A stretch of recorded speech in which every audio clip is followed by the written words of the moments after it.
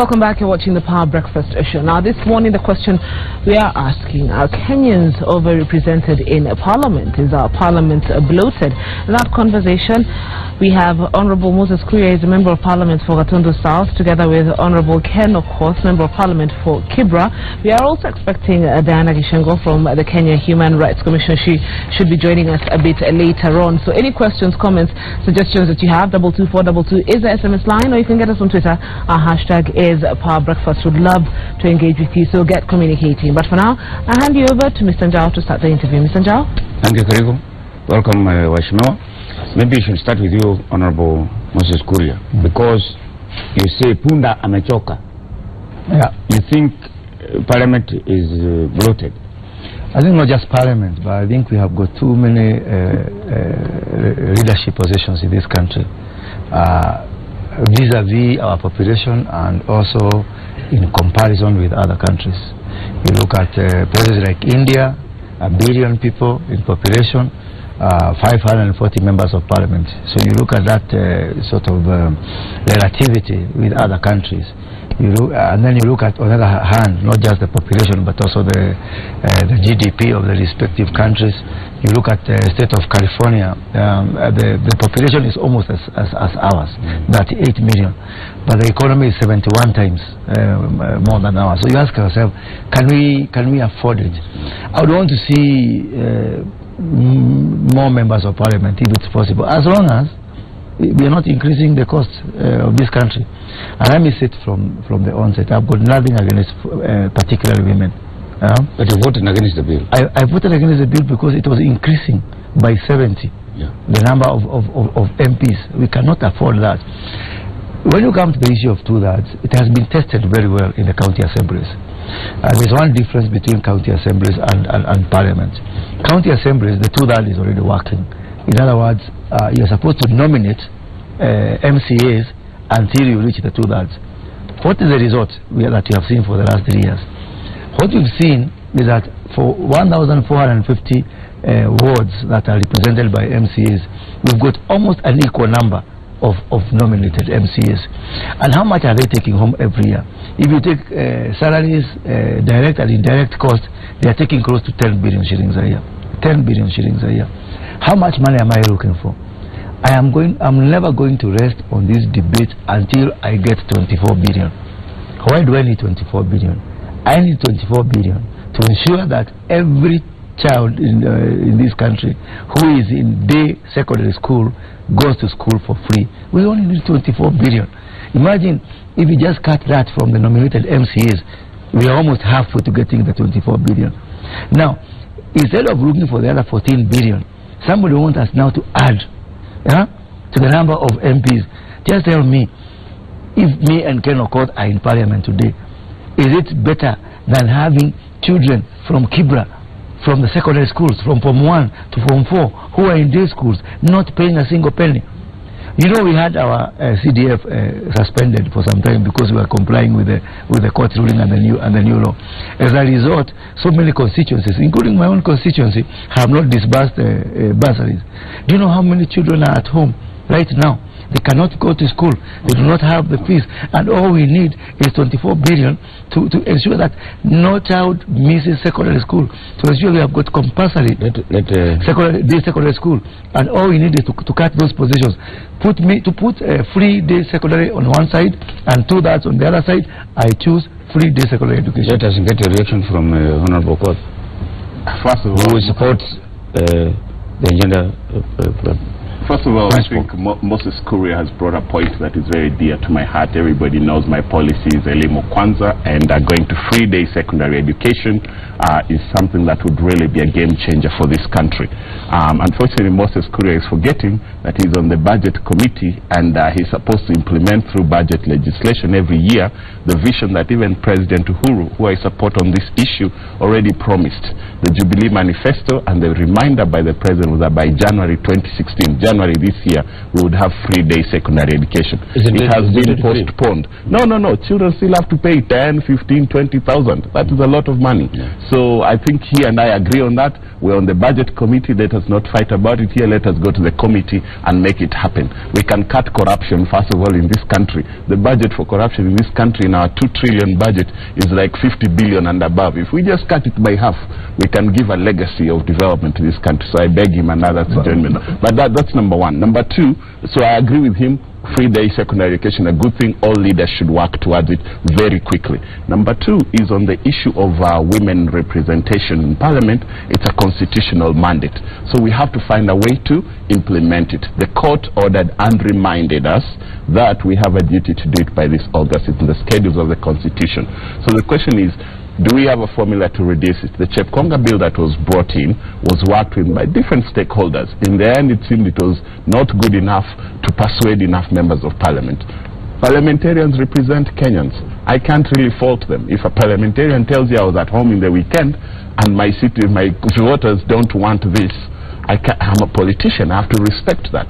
If I know what I believe in, and I've talked to some of my voters, they say, Mheshimiwa, fight for the women's rights, I fight for it. So I think what we need to find is, if it seems really a wage bill is the question here, then let's reduce the parliament. And we have something called the Green Amendment campaign.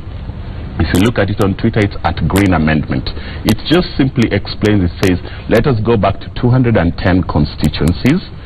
Let us make sure every county elects 2 women reps. You will end up with 94 instead of 47, and the parliament will be smaller. Then you nominate a few, 5%, to meet the youth, marginalized, and people with disability. You've taken care of the National Assembly.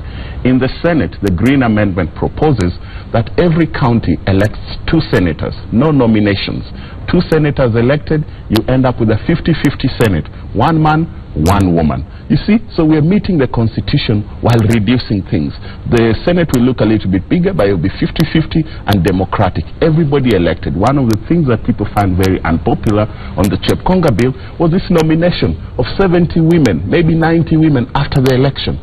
That is very hard to swallow. Even I, who was supporting it, every place I went, my people were telling me, but these nominations, how will they be done?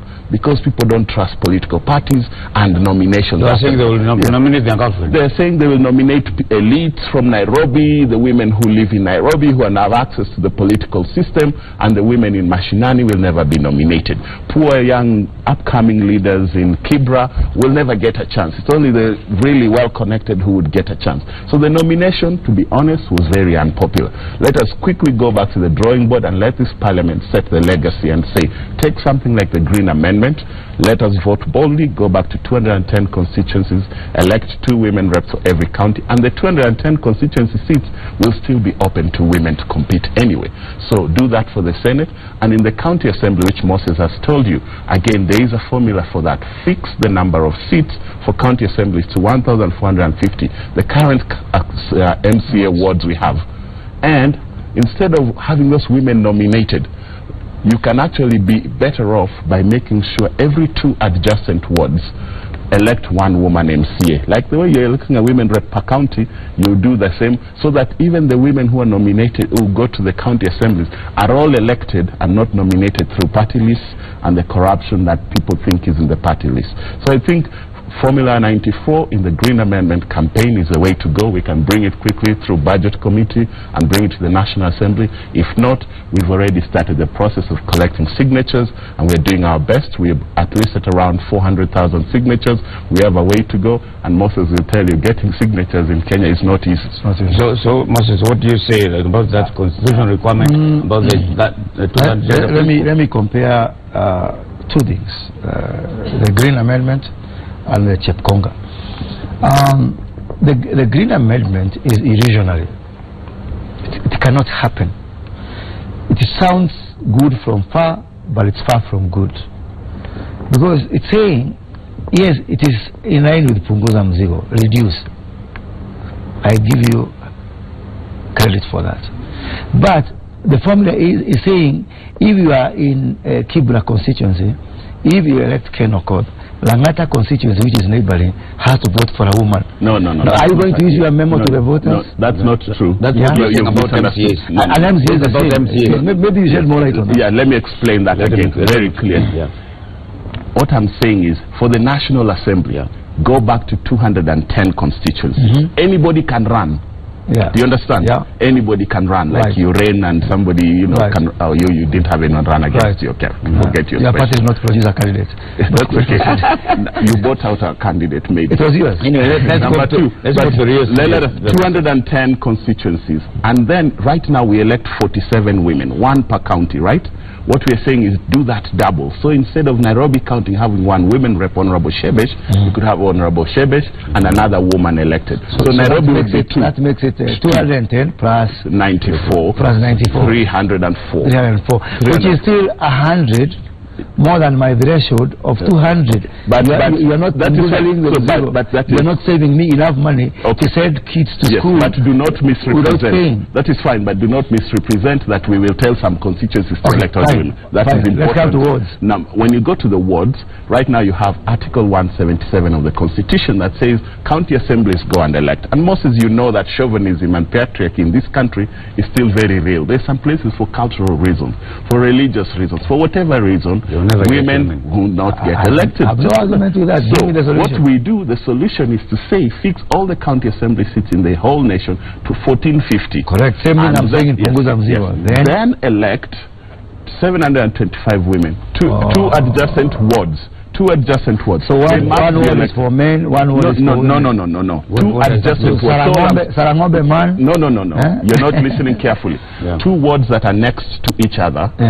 Will also vote for a woman candidate. Remember, they will elect their regular MC on top of yes. Instead again, you disagree with me because of the numbers. But listen to the principle. The principle is right now, it's already in the Constitution, and you're not punguzing that mzigo because these women get nominated anyway by parties, and if you go in Kiambu, you will know it was a problem.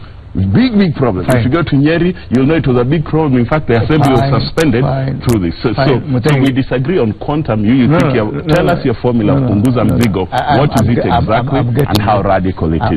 But at least my principle is we will reduce some and they will still be democratically elected by Kenyan citizens. And there will be better leaders. So for analysis of what my good friend Ken Okoth. No, first tell us Punguza Mzigo, what is it? I'm getting there. I'm getting there. Don't interfere with my trail of thought.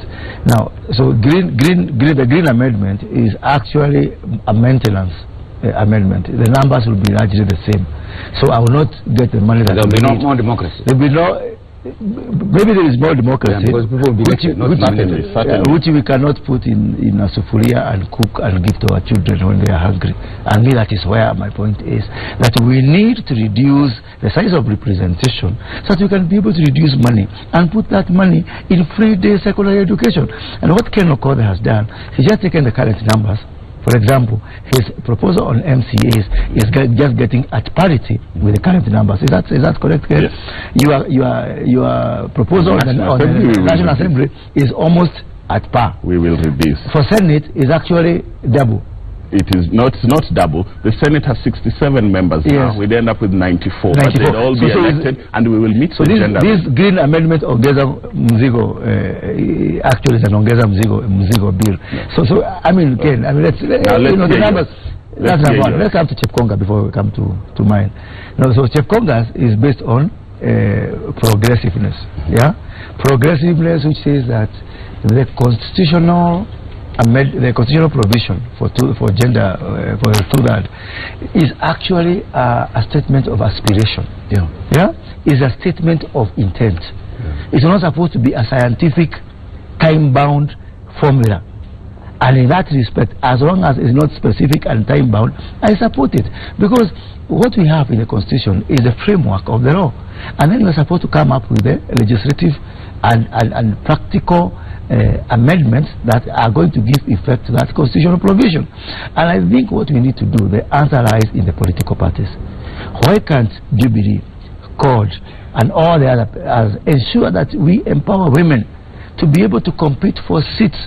If we keep saying that the field is not level for, there is no independent candidate, there are only a handful of them. Every other candidate, including you and me, belong to a political party out there in parliament. So if our parties, they put their money where their mouth is, they empower, they finance, they fund, they support women, for women to be able to compete even with men.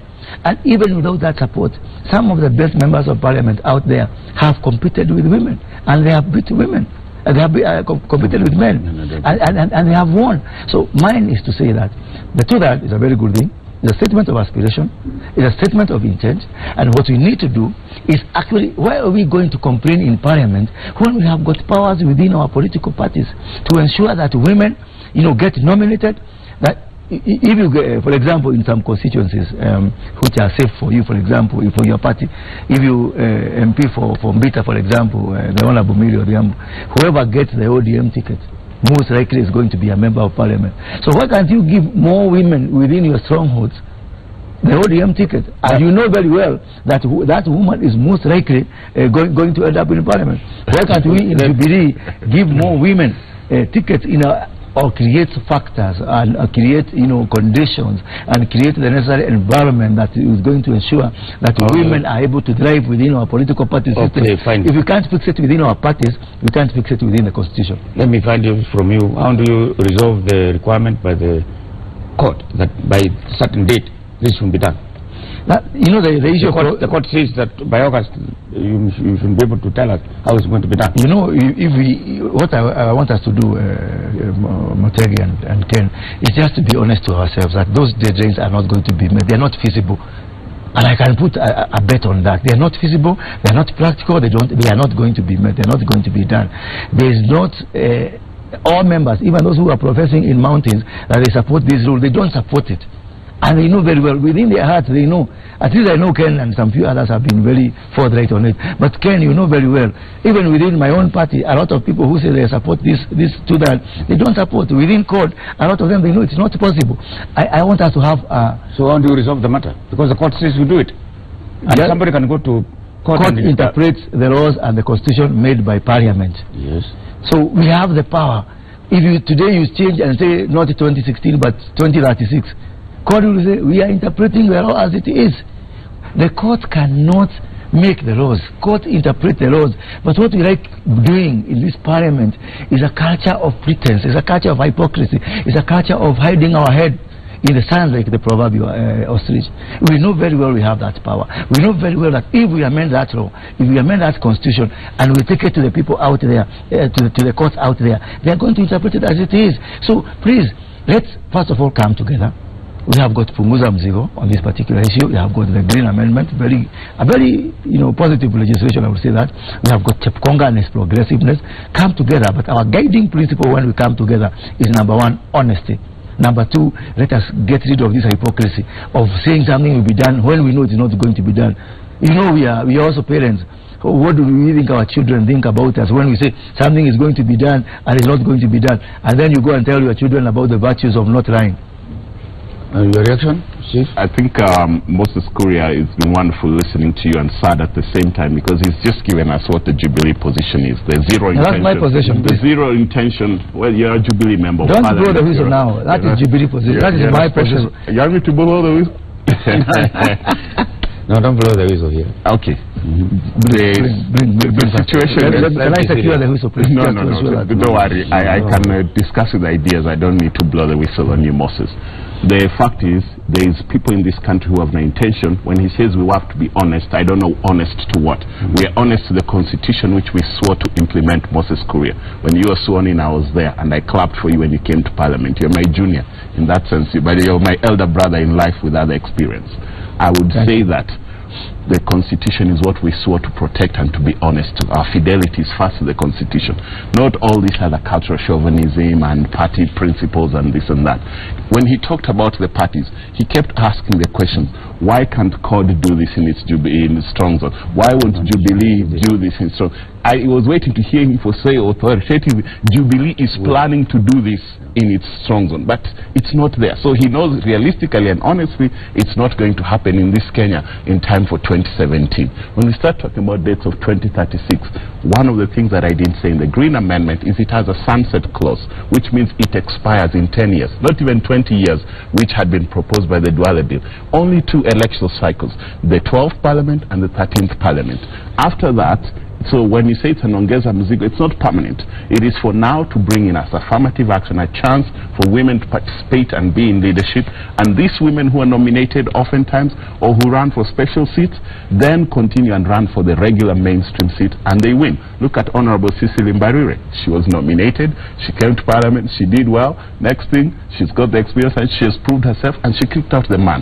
Today we have got women reps who are going to run for regular seats. So give it just 10 years, Moses. It's not such a bad idea for the democracy of this country. I know you said, and it's an interesting that you can't cook democracy in your sufuria, but it is democracy and the foundation of it that keeps this country safe and peaceful. Without peace, there's no development. It gives us a basis for including women in leadership, for making public policy. So I don't think we should just trash democracy, because if we trash democracy, we end up by bullet democracy. Look at countries that have instability. And he started off with a very good case of an argument that really doesn't hold. When he talks about India, when he talks about California, you know, we can't just look at apples and oranges and give us the numbers and say, therefore, it doesn't compute. I will tell you that the British Parliament is bigger than the Kenyan Parliament for a population that's just marginally larger than ours. Every country must go with its own democracy. Yes, the British have more money than us. But you know what? Britain does not have 42 ethnic groups. And those 42 ethnic groups with sub-tribes within them and conflict. So when you come up to the fundamental questions where people are saying that is Kenya overrepresented, the first thing I remind people is forget about the money. Is think about the value of that representation and how it helps us to keep peace.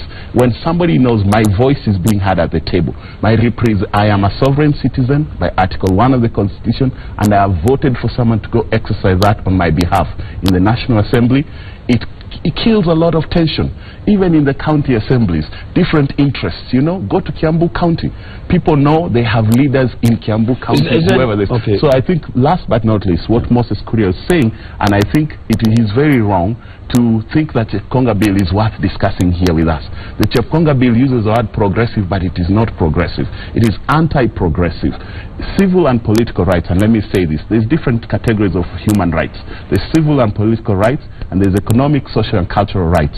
The Constitution says the right to housing, right to education. Those are economic, cultural, and social rights. Those you can grant progressively. You can tell the people of Kibra, Kenya has committed by 2030, nobody will be living in a madhouse with no running water. And over time, you budget for it and implement, and you show you're increasing the number of houses that have been built through slum upgrade. That's economic and social. Civil and political rights is either you have multipartism or you don't. Either you have one vote per person or you don't. Either you have in some countries where they're saying women can vote or women cannot vote. Some countries they might even say only Muslims can vote, Christians and other minority religions can't vote. In some countries they might say only Christians can vote. These are civil and political rights. The right to speech and to demonstrate and to picket cannot be halfway to say, yeah, maybe you can picket only on Saturdays or on Sundays. You can have freedom of thought and association on any day. These are civil and political rights. You can't say some women vote this year, some women don't vote next year. So you give civil and political rights immediately, and their realization is that. So I think that's a principle. Whoever is proposing the reduction of seats to 210. Yes. We already have demarcated boundaries by the independent boundaries and the electoral commission. Yes. How do you reduce? Because if you go back to the original 210, you go back to the original 210. There is a lot of commission. Yes, but you see, in the context of that is why when he says we have to be honest, we have to be bold as leaders and explain to our people why. Kenyans, the same Kenyans who are telling us we're not comfortable with a very big parliament. We're not comfortable with a parliament that is full of nominated relatives and friends and cronies. So we're telling you to fix that. To give you a smaller parliament, sacrifices have to be made. And this is a tough job of leaders. You make compromises, you negotiate, you look up solutions, and you improve on you see the possibility of reducing the continent?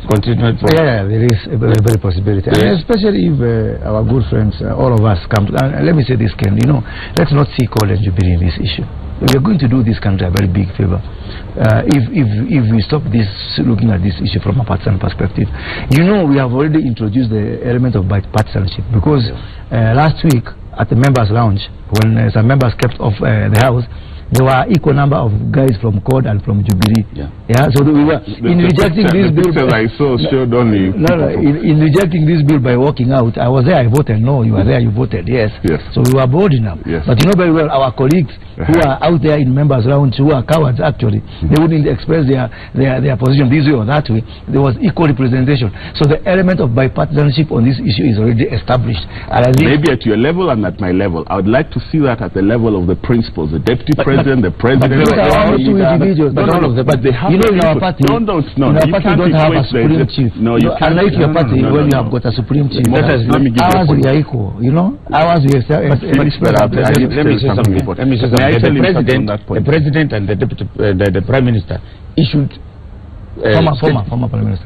Whether he's former prime minister, he encouraged, even went to parliament to tell his people to vote. The president also issued a statement, please go and vote for the bill. They failed. Yeah, they did their best. The president did his best. Well, the former MP for Angata did his best. I think they tried. They tried in their own... Mheshimiwa, I think what we need to know and tell the country is that a constitutional amendment in parliament must also then later on go to the Senate after the National Assembly. And that in the National Assembly, the threshold to pass the vote is 233. 233 votes to be earned means Jubilee already has 220 votes. Jubilee controls 220 votes in the National Assembly. All you need is 12 CORD members to join you to pass these things.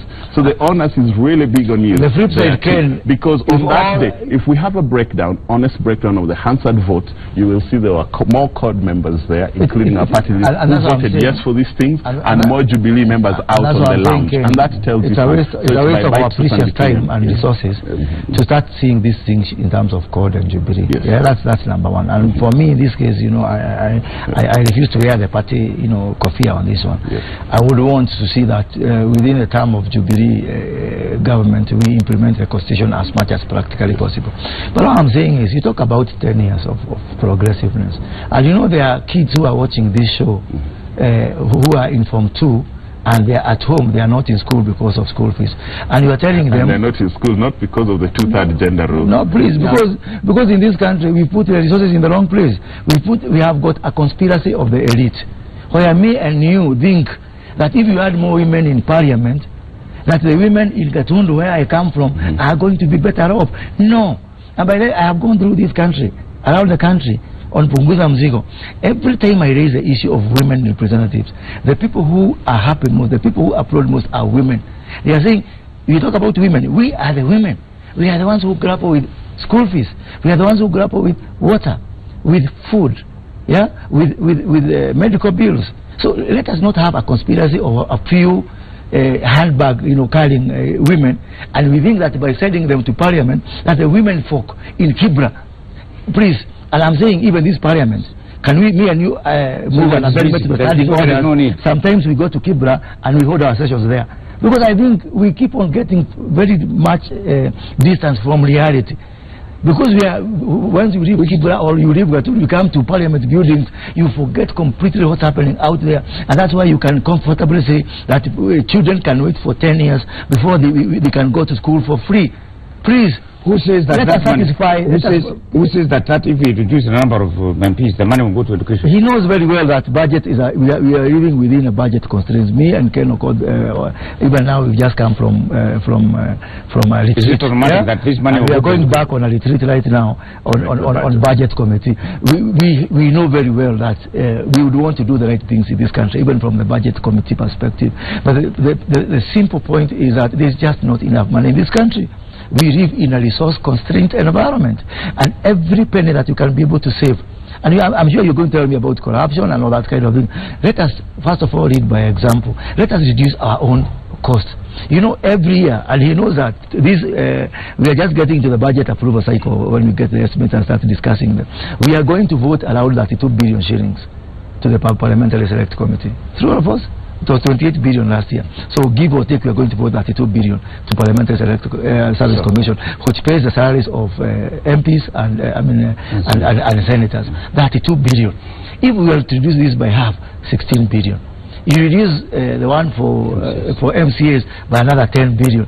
Automatically, by just doing those two things, reducing the senators and MPs and removing the nomination from MCAs, you send every kid from Form 1 to Form 4 who are on day schools on free. They don't have to pay, from rich families or poor families. In terms of democracy, once you do that, you are going to give equal access. Is it democracy about equality? You should support free day education on the basis of reducing members of parliament and MCAs, on the basis that education makes us equal. You are where you are because you went to school, and let us give that same opportunity to that kid out there in Garissa who is now at home because they don't have school fees. All I can say is nowhere have I heard the leader of your party, the president or the deputy president, to tell us that they have failed to implement the Jubilee Manifesto and promise for free-day secondary education by January 2016 because there is 47 women reps. I would like to hear them make that argument, and I'd like to hear that argument in committee so that we scrap the 47 women if that's what's going to give us. But you know, me and you have power. Number two. Even if the president and the deputy brings, you know, me and you have power in that committee. We can say remove money from this pot to that pot. Number two is we came also to engage with Kenyans and share a message. I have given the formula for the Green Amendment, which is reduce parliament to original 210 constituencies, elect 2 women per county. That will guarantee the constitutional principle. In the Senate, elect 1 woman senator, 1 male senator per county. You'll end up with a Senate that's 50-50. You have refused to tell us, Punguza Mzigo, what is your specific formula. So I think you've come to play with our minds. You're not being honest. Tell us for sure. How many wait. Punguza Mzigo and Chepkonga bill are the same thing. Well, that is great that you've answered that, because finally you've been honest to tell me sometimes within our lifetime Chepkonga are here. Well, that the Kenyans need to hear this. Yes, they need to. I am giving them more money, and I'm putting more money. Constitution is a priority, but let us feed our children. Let us educate our children. Let us ensure there's food in this country. There's medicine in the hospitals. Can you repeat what you have said? Yeah. Your method of achieving the principle is the Chepkonga, which is progressive, no timelines, and that gives priorities, that is reducing, first of all, the constituencies, that is giving priorities. As I do the progressive, I am going to go back to the political parties, ensure I create a conducive environment for women to thrive and to be able to win as more seats as possible. Within our timelines, I'm going to ensure that I reduce a number of parliamentarians and MCAs, and I'm going to put that money into universal free-day secondary education in this country. And I am happy that you're interested in education. We're champions for that together. But the Kenyans need to know that Moses Kuria's Punguza Mzigo position is really another name for Chepkonga bill. They're the same. We will not attain anything in 2017. We will not realize the two-star gender rule. But what Chepkonga rule says? The Chepkonga rule basically says that in elective positions, this will be realized progressively. So that it doesn't even tell us that in 2017, once we go to the election, how many women will you add to parliament? If we go to the election now, where 16 out of the 290 mainstream constituency seats were only 16 in the whole country were women elected, and then 47 came in through the special county seats. It doesn't tell us, if we go in there and find that even the 16 were elected men, that we would end up with only 47 men and the threshold would be low. Let me speak for I'm starting from Chepkonga, and then I'm reducing. I'm starting from Chepkonga. By how much? You cannot tell us you're reducing without the numbers. But what numbers? No, put numbers and a formula. 200 MPs. Okay, finally tell us, yes. 200 MPs. It's very clear. No, 200 now. 0 senators. 200 MPs, 0 senators, okay. 0 women reps, 0 women reps, 0 nominated MPs, 0 nominated MCAs. Okay. Yeah, that's it, and 16 counties.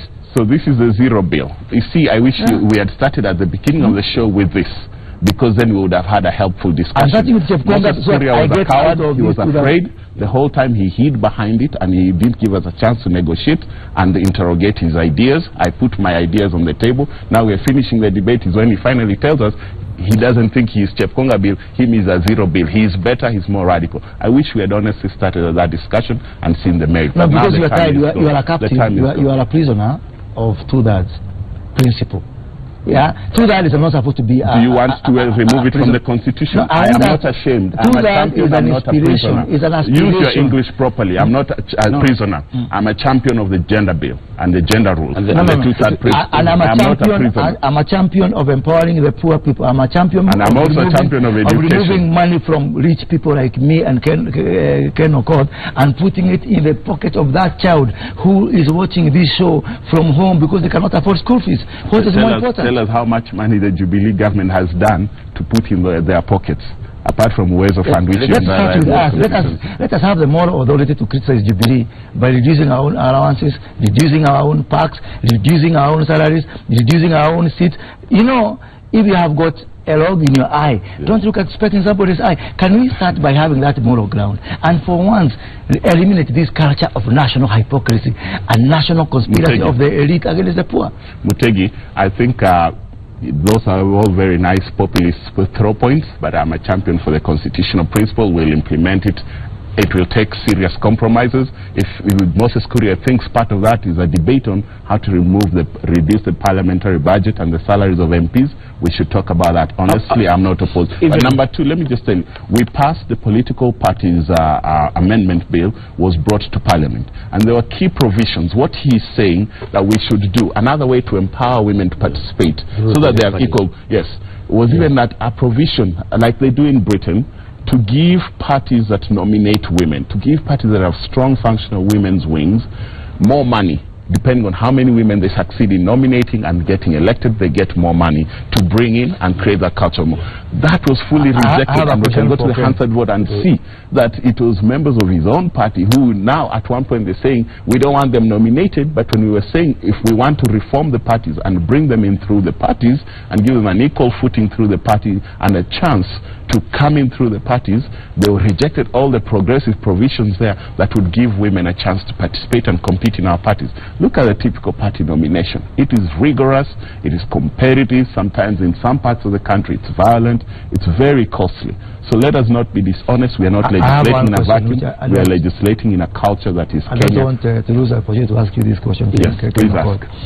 The two-thirds principle talks about two-thirds in elective and appointive, isn't it? How come you're not talking about appointive? How come it's always about elected people who sit and do nothing? How come you can't say that you need to achieve that from PSAs to the... Let me explain, because I've got two questions. I've got two questions for you. From cabinet to PSAs to senior secretaries to other secretaries to the cleaners to the drivers. How come you're only talking about MPs and all these people who get free money for carrying handbags? That's number one. How come you're not talking about that in all the other cadres, which is the same principle that you are now shouting about the two that it's talking about elective and appointive. Number two, you talk about now those let me answer that. Yes, let me answer the two questions so that I can answer both of them because they are related.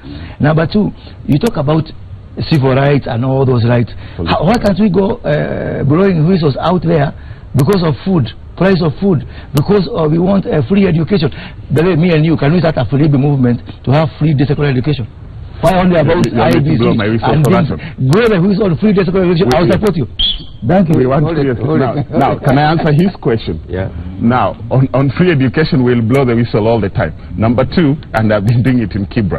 Number two is you asked me why, and first of all, he made a very sexist and shameful comment to say those handbag carrying. You know, my sister, your wife, your aunt, they carry handbags. Let's not insult. It's a very sexist and offensive comment. Let's not teach that culture. You said you're a parent, children are watching. You know, we've got violence against women. It starts with slight comments like this and a negative culture. So let us be respectful. Number two is he asked about appointive position. I have been on this show before. I have been in other media houses which are not as good as yours to discuss the same issue. To say that, for instance, when we came to the leadership of our police forces, there was a provision in the law that the top three, the triumvirate, had to have one person who's a woman. That Grace Kaindi was kicked out and was replaced by a man. There's been no outcry, but I've been consistent about it. Maybe Moses Kuria doesn't listen when I talk, but I've been consistent about it. In appointive positions such as the cabinet, President Uhuru Kenyatta is part of the cabinet, William Ruto and the AG and the secretary of the cabinet are part of it. making the cabinet of Kenya today as it is, short of the two-third general. You got rid of Ngilu, you got rid of Waiguru. You replaced them with who? You replaced them with Kaimenyi and this man of GNU. Come lower than that. Come lower than cabinet. Just wait. Again, you're on the elite. I want you to get out of the elite. Come to the lower cadres. I am telling you and ask for that appointive. Moses asked me a question and won't let me answer. But your president, who you represent as MP for Gatundu, has the power to appoint a balanced cabinet. The Prime Minister of Canada is a very young president. He reminds me of our own president. He went in and fulfilled a campaign pledge that says his cabinet would be 50-50 gender-based. I wish the president of Kenya would at least meet the two-thirds threshold.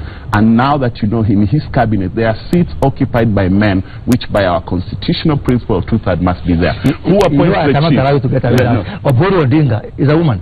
You nominated him. You know what? Is he disabled? Is he has changed. Now, Oburu Odinga is not a cabinet member.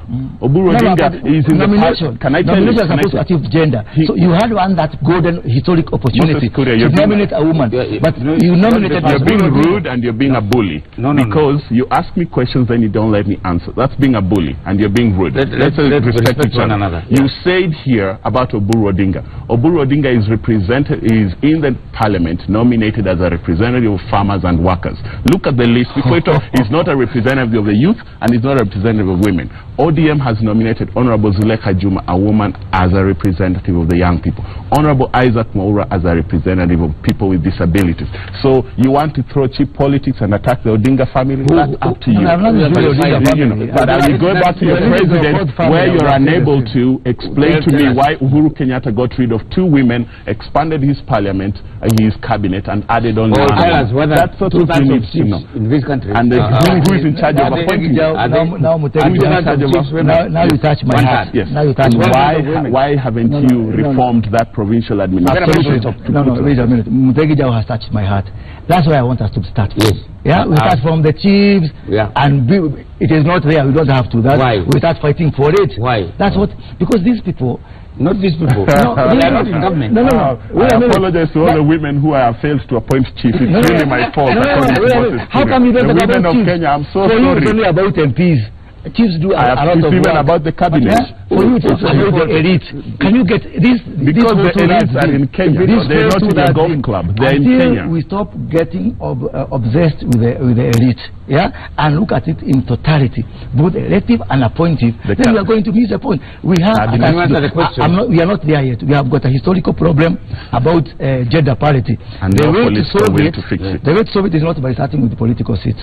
The way to solve it is not by starting from the elite. The way to solve it is going back to the basics, going back to the fundamentals, looking at it right from the chiefs, right from the drivers, all the way. Because I would rather have two-thirds in the chiefs than in parliament, because the chiefs are down there doing the real work with the real people. Why are they not because of the historical problems that you have come through. And that's where we need to start from. But these people would rather start from parliament, then we have got governments that were nominated and that kind of thing.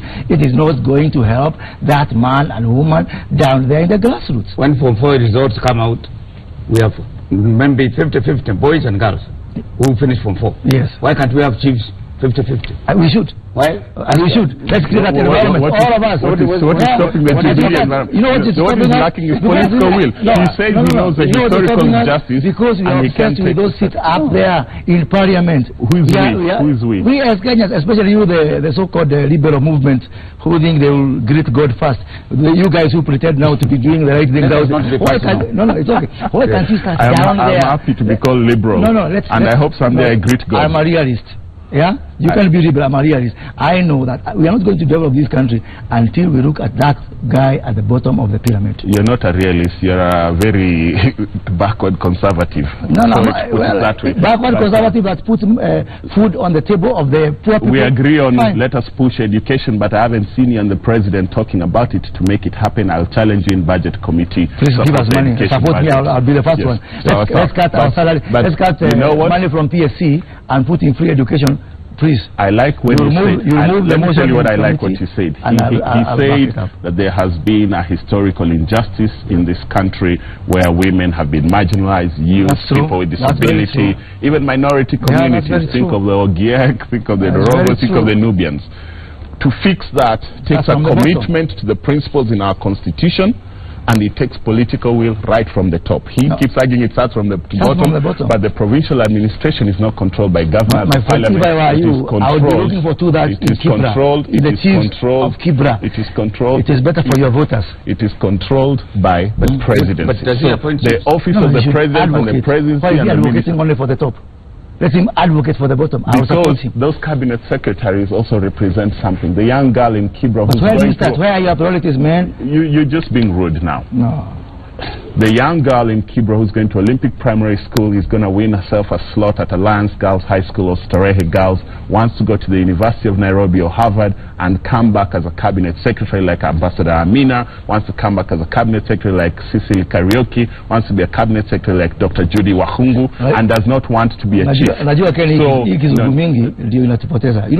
make it sound like speaking English is an insult. It's an official language of parliament. Let's go back to the basics of Kibra. Let's go back to the basics of Kibra. We speak English in parliament. Okay, unataka tuzungumze Kiswahili basi acha matusi za pesa mbili bwana ndugu yangu. You want us to speak Swahili, I can speak Swahili. So let us go there. Let's look at the basics of people in Kibra. How many people in Kibra didn't have food yesterday? How many people in Kibra are not in school? How many people still have jiggers in Gatundu? There are many. Let's start from there. How many boys and girls in Gatundu? You can do all that stereotyping as much as you want. But you're saying people in Kibra went hungry. No, even in Gatundu they went hungry. And they've had 2 presidents from Gatundu. Wait a minute. Let's start from the basics. You don't even want to talk about Kibra tourism, slum tourism. Is it still there by the way? There is even slum tourism in Gatundu. Now, gentlemen, I think with those not very nice remarks, we have to end this conversation because it is becoming a little personal and not very nice.